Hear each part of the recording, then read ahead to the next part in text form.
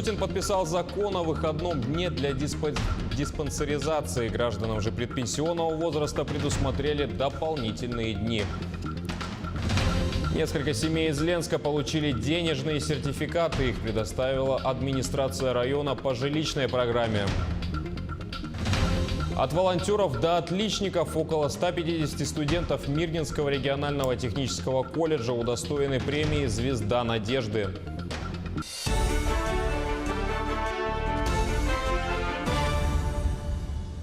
В эфире телеканала «Якутия-24 новости». С вами Василий Радченко. Здравствуйте. Пилота аварийно приземлившегося вертолета «Робинсон» Александра Новосельцев чувствует себя удовлетворительно. Накануне вечером его доставили в Якутск. По словам медиков, никаких обморожений и серьезных травм нет.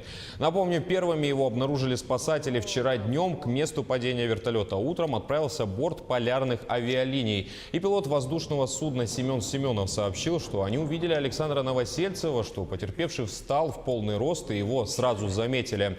После спасения мужчину доставили в Момскую центральную районную больницу, а затем и в Якутск. Андрей, помаши рукой. Саня. Саня. Все нормально. Владимир Путин подписал закон о выходном дне для диспансеризации. Закон дает работникам право раз в 3 года брать один день для прохождения диспансеризации, а лицам предпенсионного возраста и работникам, получающим пенсии по старости или за выслугу лет, 2 дня раз в год. В день прохождения диспансеризации сотрудник освобождается от работы на время, соответствующее 1 полному рабочему дню. Жильцам аварийных домов будут выдавать кредиты на покупку новых квартир. Минстрой сообщил о разработке социальной ипотеки, которая позволит переселенцам из аварийного жилья приобрести новые квартиры при минимальных финансовых вложениях. По словам главы ведомства Владимира Якушева, социальная ипотека может стать одним из механизмов для новой программы расселения аварийного жилья, реализация которой начнется с 1 января 2019 года.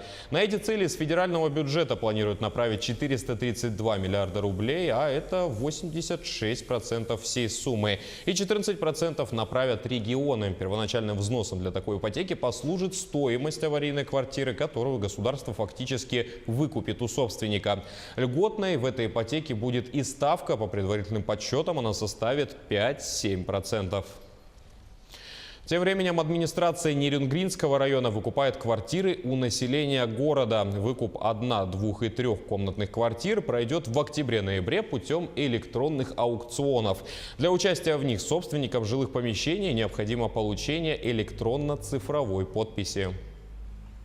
В село Сюльдюкар Мирнинского района доставили оборудование для водоочистной станции. Авиакомпания «Алроса» доставила фильтры с московского аэропорта Жуковский. Компания «Сюльдюкар Нефтегаз» на безвозмездной основе передала селу самоочистные фильтры с программируемыми электронными системами для водоочистной станции. Была загрязнена река Вилюй, где непосредственно село Сюльдюкар мы набираем воду из реки Вилюй.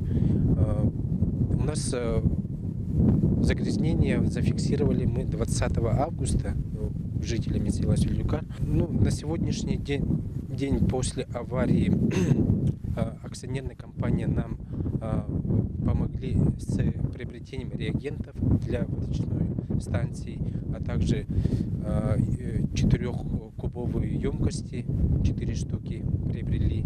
И для развоза бутилированной воды нам предоставили 80 емкостей. Несколько семей из Ленска получили денежные сертификаты от администрации района по жилищной программе. На обеспечение жильем молодых семей из федерального и республиканского бюджетов в этом году предусмотрено 38 миллионов рублей. На эти средства жилье получат 27 молодых семей. Социальная выплата рассчитывается индивидуально на каждого члена семьи. На 4 человек в среднем она составляет 1 миллион 200 тысяч рублей. Эти деньги семьи могут потратить на покупку или же строительство жилья. Так как мы 4 года все-таки большой срок, жить нам было негде, то у родителей, то там, поэтому мы уже приобрели жилье в ипотеку. недорогое, но тем не менее. Поэтому эти средства, которые сейчас нам выделили, мы потратим на то, чтобы закрыть ипотечный долг. Он у нас довольно-таки еще большой.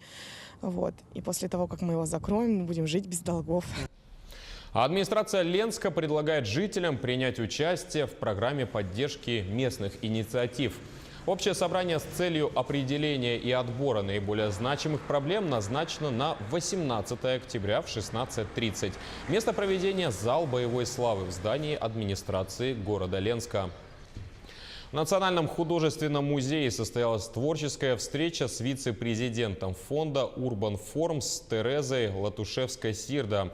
Общение прошло в рамках образовательной программы 5-й международной якутской биеннале современного искусства. На встрече побывала и наш корреспондент Анастасия Данилова.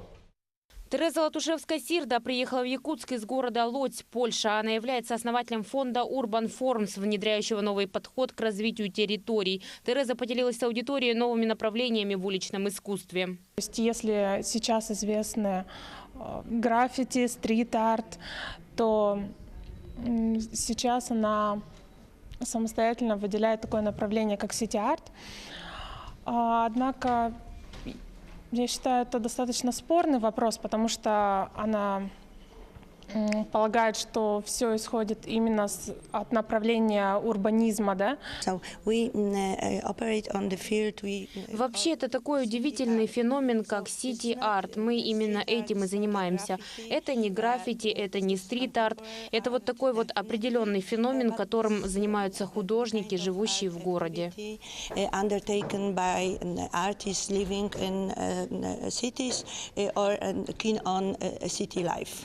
На своей лекции Тереза рассказала об опыте города Лодзь в организации проектов монументальной настенной живописи и их влияния на внешний облик города. К слову, это уже 3-й лектор, который посетил наш город в рамках образовательной программы «Биеннале». Алексей Комов. Вот, он архитектор, преподаватель Севастопольского государственного университета. И он проводил один проектный интенсив и провел очень такую интересную, продуктивную лекцию. Лекция у нас прошла в коворкинг-центре. Вторым лектором выступила Светлана Тейлор, преподаватель то есть британской высшей школы дизайна. Пока Тереза успела увидеть лишь новый мурал, посвященный богине плодородия Айегыт, который также был выполнен в рамках биеннале. Вскоре она посетит и остальные паблик-арт-объекты северной столицы. Анастасия Данилова, Григорий Хлопков, Якутск. От волонтеров до отличников около 150 студентов Мирнинского регионального технического колледжа удостоены премии «Звезда надежды». 20 из них обучаются в Удачнинском филиале. Кто они, звезды надежды, и как эти награды смогут помочь им в будущем, узнавала наша коллега Злата Курбанова.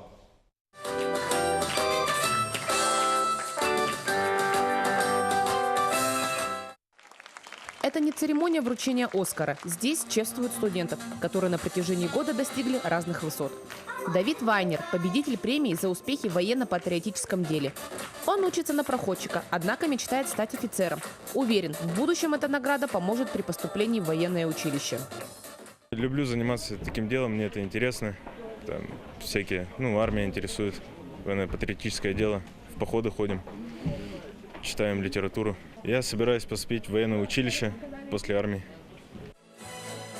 10 лет в колледже существует традиция чествовать студентов и преподавателей. Отмечают всех, от спортсменов до отличников. В этом году в Удачнинском филиале Мирнинского регионального технического колледжа отметили 20 учащихся в 6 номинациях. Для ребят это большая мотивация.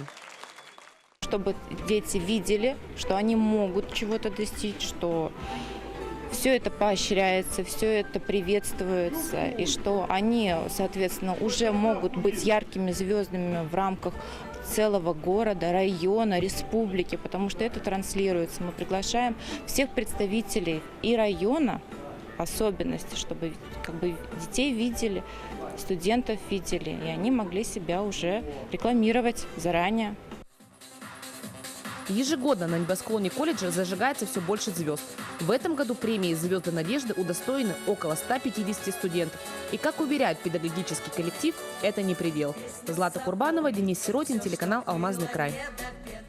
А в Германии в городе Ламар состоялись необычные гонки. Участники соревновались, кто быстрее проплывет 35 метров в тыкве. С подробностями Никита Конев.